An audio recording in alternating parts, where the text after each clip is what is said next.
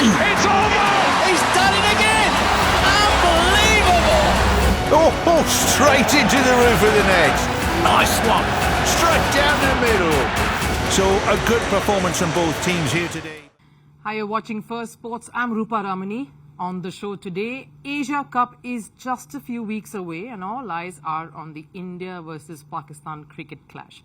We bring you the duplicitous situation we all find ourselves in. While there is anger everywhere on whether this should go on, the commercial war for the matchup is hotting up. We'll get you the lowdown on this. Cristiano Ronaldo wowed everyone in Hong Kong when he took center stage, correcting what his biggest rival and legend Lionel Messi did last year. Has Ronaldo trumped Messi in owning the Asian market? And rugby seems to have left its impact on Indian cricket. The Bronco Test is the latest buzzword. What's the Bronco Test? How has it made its way here, and will it make a serious impact? But first, look at the headlines on Sports 360. Starting with cricket, India's Shubman Gill retained his #1 spot in the ODI batting rankings. In the T20 format, Abhishek Sharma continues to remain at the #1 position, while his fellow Indian batter Tilak Varma is #2 on the list.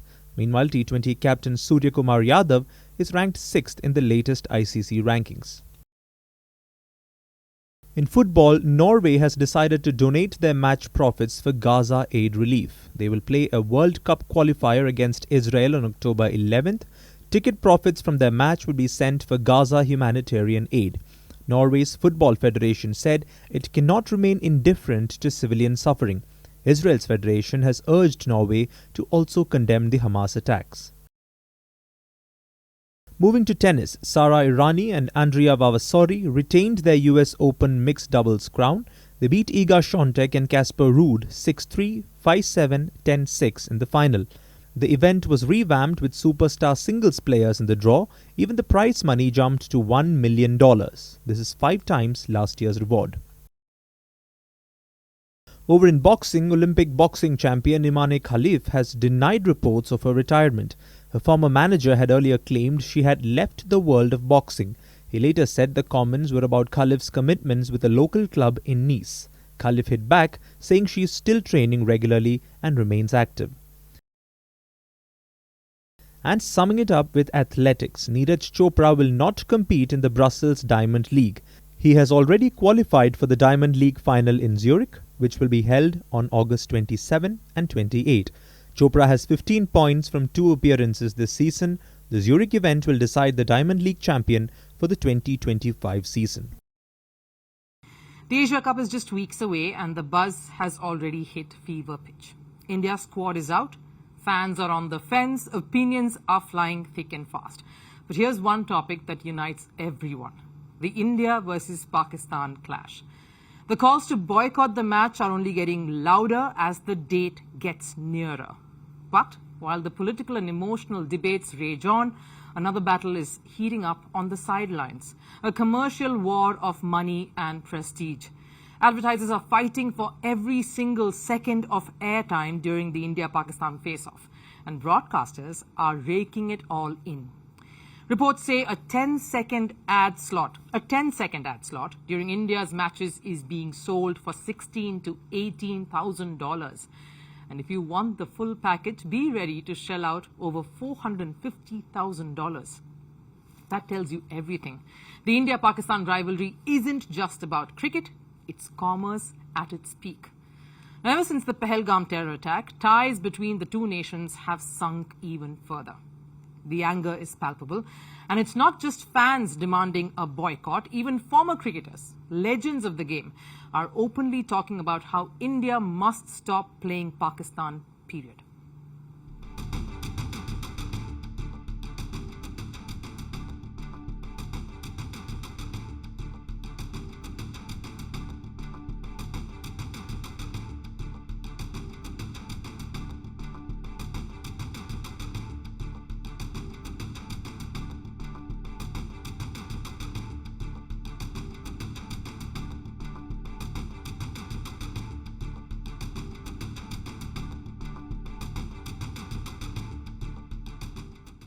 That anger only deepened when Indian legends snubbed Pakistan at the World Championship of Legends tournament. For many, the message is clear. Don't just boycott, learn from the legends. But here's the twist. When so much money is involved, things are never that simple. The BCCI is stuck between emotions and economics, and the broadcast rates clearly tell you why. Now, when the stakes are so high, scrutiny gets massive as well. That's but natural, because this right here is not new. Since 1947, the India-Pakistan rivalry has carried the undertones of political tension. And since 2013, that's when bilateral cricket ties between these two countries ended, the only stage left for this matchup has been ICC and ACC tournaments. That scarcity has turned every India-Pakistan match into gold dust. Broadcasters, sponsors, ticket sellers, all circling for their pound of flesh. Third-party apps sold tickets for as much as $15,000 for the Champions Trophy. At the T20 World Cup, it hit a jaw-dropping $160,000. And even in India, ODI World Cup tickets crossed $64,000. That's the scale. That's the heights to which this can get. That's the madness, and that's why a last-minute pullout, it's just not an option. Look at Pakistan. Even as hosts of the upcoming Champions Trophy, they agreed to face India on neutral venue in Dubai. Why? Because their cricket board thrives on matches with India. The broadcasters bought the Asia Cup rights at a massive price. Over 8 years, they're contracted to pay a staggering $170 million. And this deal only began last year, which means with all the political scrutiny around Indo-Pak matches, this might be their only big window to really cash in. So as the dates close in, the battle for every 10-second slot will only get more fierce. The prices will keep shooting up. Fans may want a boycott. Emotions may demand a boycott. But in the real world, this clash is no longer just about cricket. And also, you will see the same fans coming back in hordes, whether it's on the ground or through their digital or television platforms to be watching and tuned into this.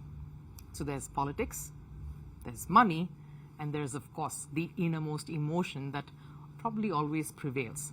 Not for BCCI, but for those who lean on such matches, including you, the fans, despite recent results proving that this rivalry has been a one-sided affair, at least of late. It is, in fact, the political chaos that fuels this rivalry, and that's what the organizers and people on the sidelines are cashing in on. The world is watching, and the money is talking. India versus Pakistan is the golden goose of world cricket. Broadcasters, sponsors, ticket sellers, everyone have way too much stake.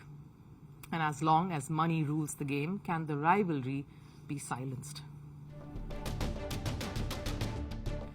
Hong Kong finally got to experience a football icon in full force. Cristiano Ronaldo lit up the Saudi Super Cup semi-final. Al-Nassr brushed aside Al-Ittihad. But for fans, it was never about the scoreline. It was about seeing CR7 do what CR7 does best. A massive relief, especially after the disastrous Lionel Messi visit last year. Asia is the sleeping giant of world football. Sure, Europe, South America and Africa dominate the game, but as the sport tries to grow in America, the region that holds untapped power, that's Asia. That's right, it's Asia. The numbers are staggering. Millions of fans, passionate beyond belief. And while South Korea, Japan are improving their football standards, the fans continue to worship heroes like gods. Last year, this market was Messi's to lose. They were waiting for him to come and take center stage when Inter Miami traveled to face Hong Kong 11. Messi was the poster boy, the city was ready, expectations were sky high. But then came heartbreak. Messi skipped the match, injured. Fans felt cheated, they felt betrayed. Anger spilled across the city.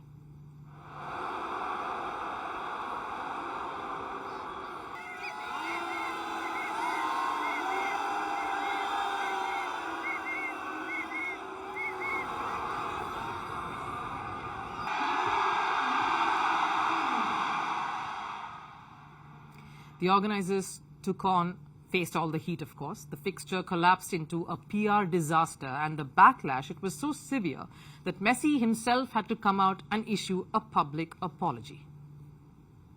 I had an inflamed adductor and I couldn't play in the first game in Saudi Arabia, which is when I felt it in the second game. I tried to play for a bit, but it got worse. Then on the day before the match, I tried to train and made an effort for all those who'd come to watch training. I did all I could. But the damage was done. The Argentine left with trophies, but without the love, without the trust. And this is where Ronaldo has stepped in. When the Saudi Super Cup was brought to Hong Kong, there was only one question on every fan's lips. Will CR7 be there? Finally see the best player in the football, the player who everyone has been anticipating, Cristiano Ronaldo.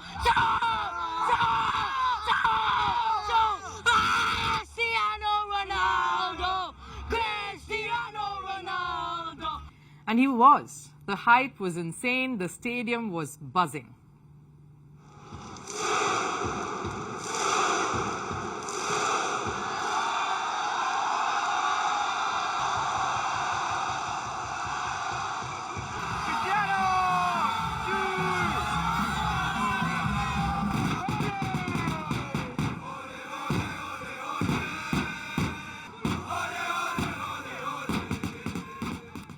Thousands packed the stands, not just to watch football, but to witness history.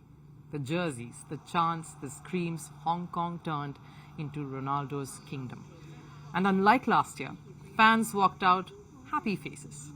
And every time when I was facing my difficulties and challenges, I think of him and never give up and keep trying. So I think I'm living an okay life now, and it's part of because of him. And it's very exciting for me to be here and see him by my eyes, through my eyes. Today I'm just so happy, because I have loved Cristiano so many years, and now my dream is come true. I'm just very glad to be here and watch Cristiano's game. Because this time, a football icon showed up. He delivered, he connected, and that's all fans ever want. But let's be clear, this is more than just a game. This is about influence. This is about market power. Ronaldo may be playing in Saudi Arabia, but he's turning the entire Asian continent into his fan base. Remember, he already conquered Europe. He's already left his mark on global football, and now, in Asia, he's becoming the undisputed king. And this matters more than people think, because his popularity isn't just about Ronaldo. It's about elevating the Saudi league. It's about making the league more attractive to global eyes, global players, global money. Football thrives on fans, on connection, on emotion. And right now, Cristiano Ronaldo is delivering on all three fronts. In the end, this is the difference between legends.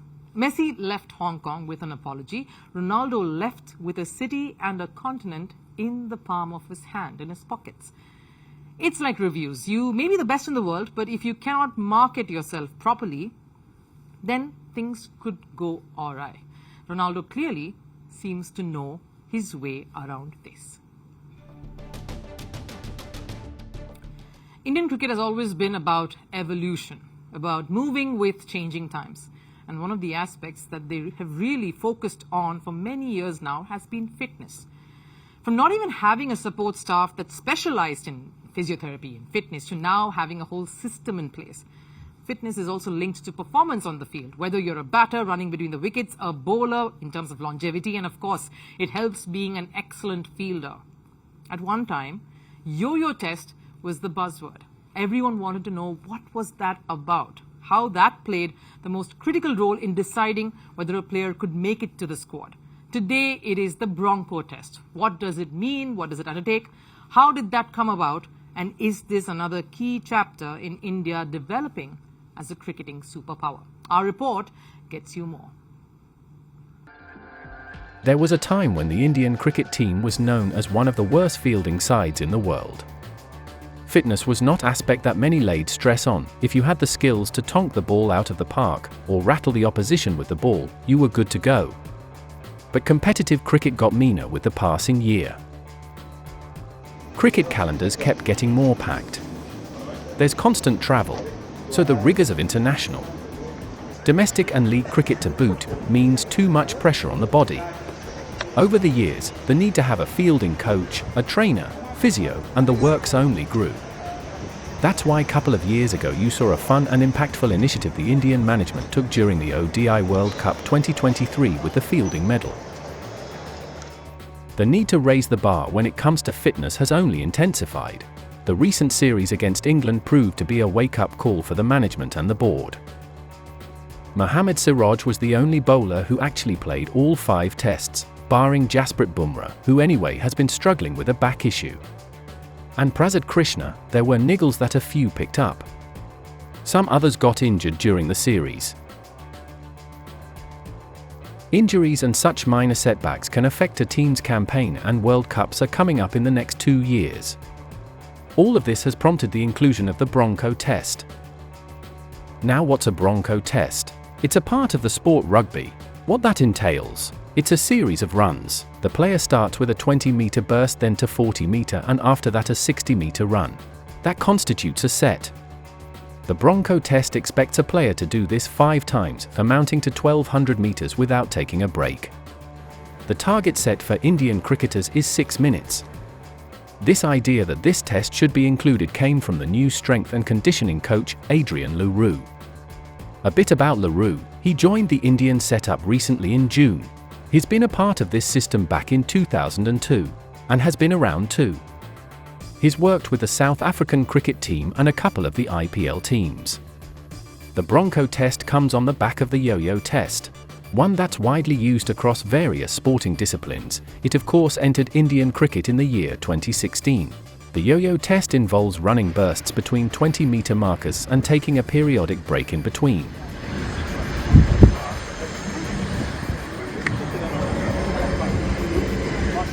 Now, with the introduction of the Bronco Test, the custodians of Indian cricket surely are doing all they can to try and get inspired by other sporting disciplines. Sports like rugby and football all involve stamina and maintaining optimum fitness levels. And witnessing this Indian setup taking a leaf out of that is only heartening, with the bigger ambition of being a global sport in every which way. Time for last serve. Bayern Munich turned on their traditional sides during the annual Oktoberfest photoshoot. They ditched their football gears for shots made out of Bavarian leather, beers in their hands, and stars like Harry Kane and Luis Diaz went full German. Take a look.